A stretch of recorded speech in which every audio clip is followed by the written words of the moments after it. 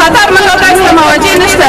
امارات اسلامي کله چې موږ تاسو ته د کار زمینه مساعدې د وظیفې زمینه مساعدې او دا هم مشکل نشته دا موږ هم هیڅ مشکل نه لرو او بیا هم زه خپل خویندو ته په خویندو باندې دا غږ کوم چې امارات اسلامي سره موږ جامعه جهانی به همه حقوق زنان افغانها را آزار و اذیت نکنند. جامعه جهانی و همسایه‌های افغانستان در امور داخلی کشور مداخله نکنند.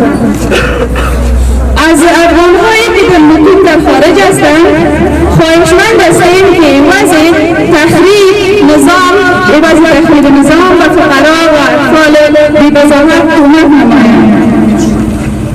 القوای معترض به خلاف ارزش‌های اسلامی و ملی کشور عمل می‌نمودند نمایندگان زنان افغان نیستند.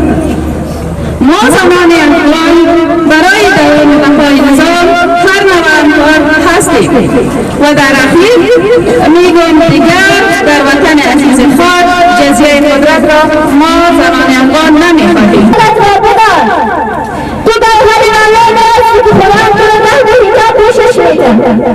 तो हमारा इसी पैसे रखा है हमारे सवाल कैसे बाहर आजीज है तो आज हिजाबत नाराज ना बोल इन रोज की तुम्हारी हिजाब मीठी तुम सारियां ये गरी तुम्हारी हिजाब ना बोले हां सुबह तक रे चलो ना टच इसकी